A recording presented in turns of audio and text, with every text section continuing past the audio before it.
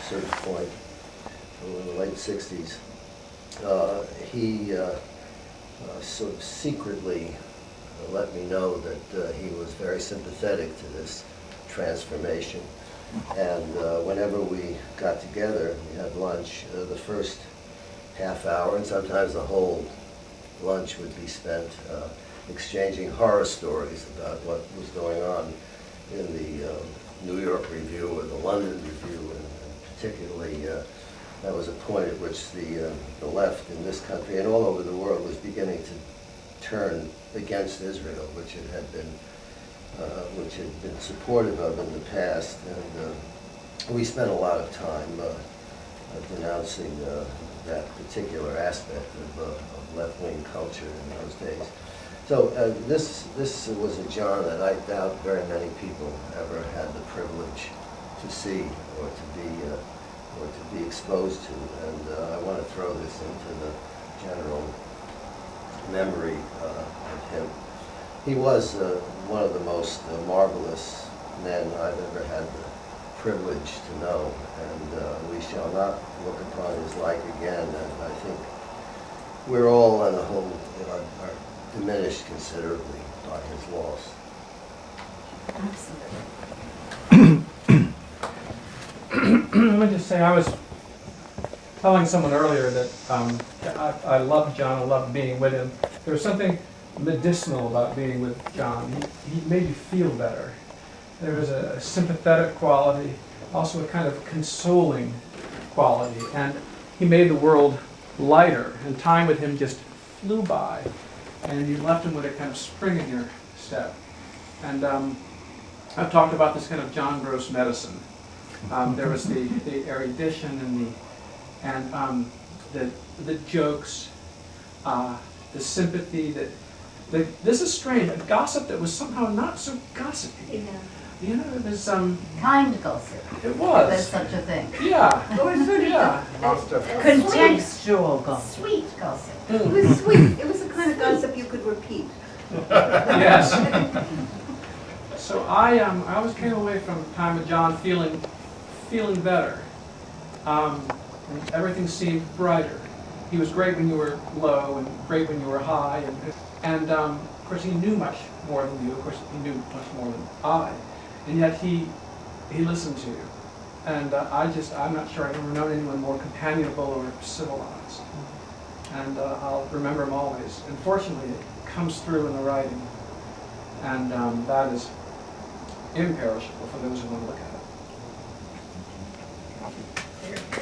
As John was immensely generous and kind, but he also didn't suffer fools at all. And I picked up this book, his Oxford Book of Common Verse, and I was reading all the different things in it, which is everything you can imagine, from Cole Porter to this, which might show how he might have felt about some of the books he would read. And I'm going to read a paragraph by Clive James. It's called, "The book of my enemy has been remaindered." And here it goes.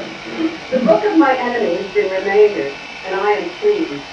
In vast quantities it has been remaindered, like a vanload of counterfeit that has been seized and fit in piles in a police warehouse.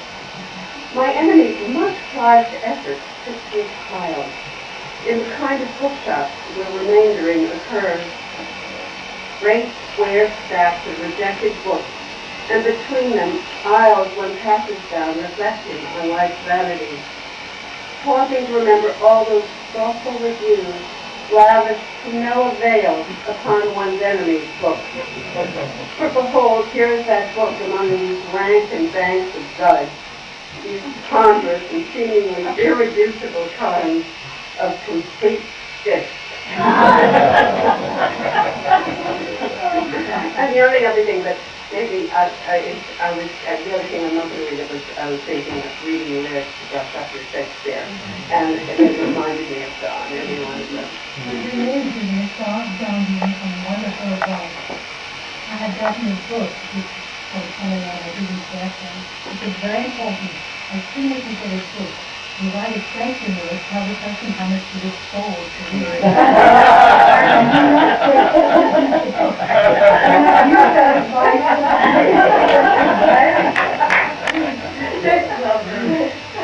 But I didn't think of it.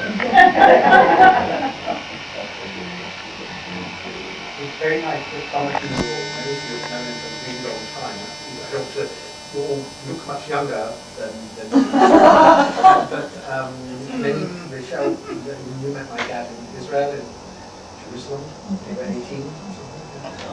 How old was John when you met him? 18. He was 18, and you were too. You were 3. Yeah, exactly. What was John doing in Israel at 18? We were spending the summer in Israel. And Well, some of his family moved there already. Oh, really? He was Quite a lot sitting of under a tree in Jerusalem talking about the meaning of life.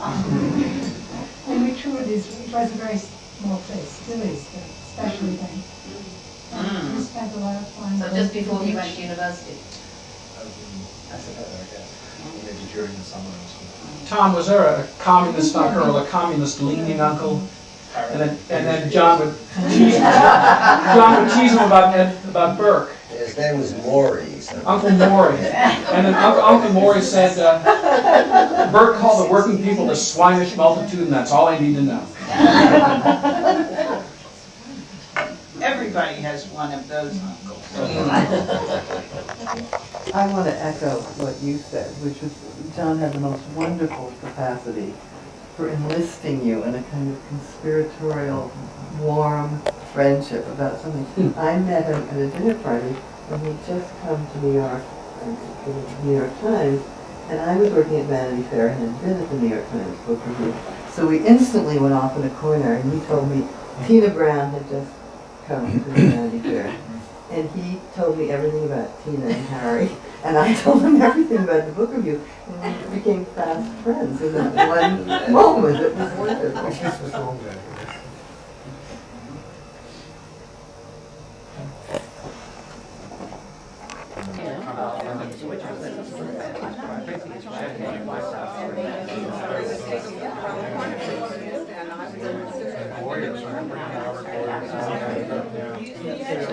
My wife went off to get something. Thank you.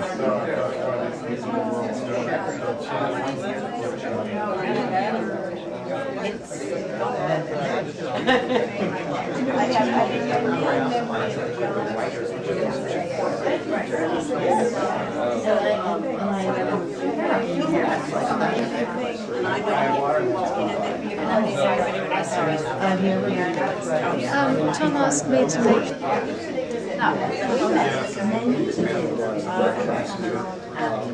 Yes, I was. So I can tell you that this would have been. This is a drink for my father, and I don't want to say, among other things, as I mentioned, my father had a very happy temperament. He, I'm sure, would want to be remembered in good spirit as you are, rather than sadness, you know, have a smile on your face and so on.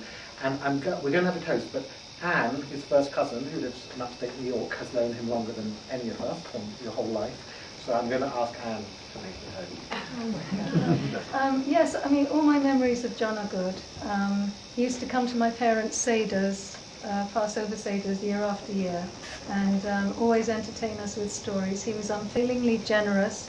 When I was studying literature, and he knew I was interested, he made sure that the TLS was sent to me, you know, as a several year subscription. I didn't even ask for it, but it arrived. He would always get me copies of his book and send them to me. And he even gave me a copy of the Book of Parodies, although he wasn't healthy enough to sign it for me. But I just remember him with great fondness. Whenever I would go to visit family in England, I would always stop and see him.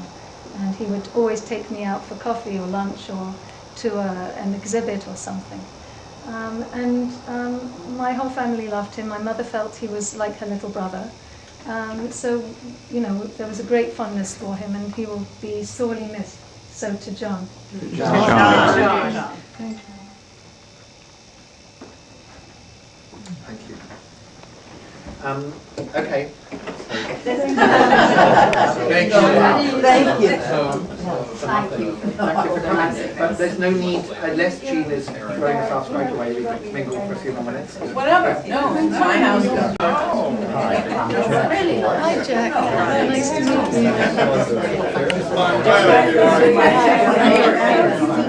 Sorry,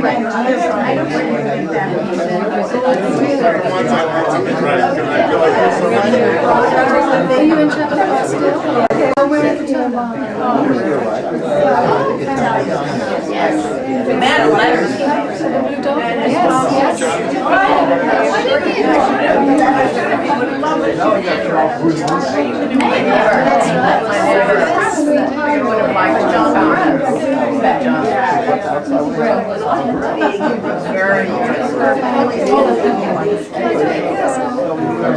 Yes, Love it. Thanks so much.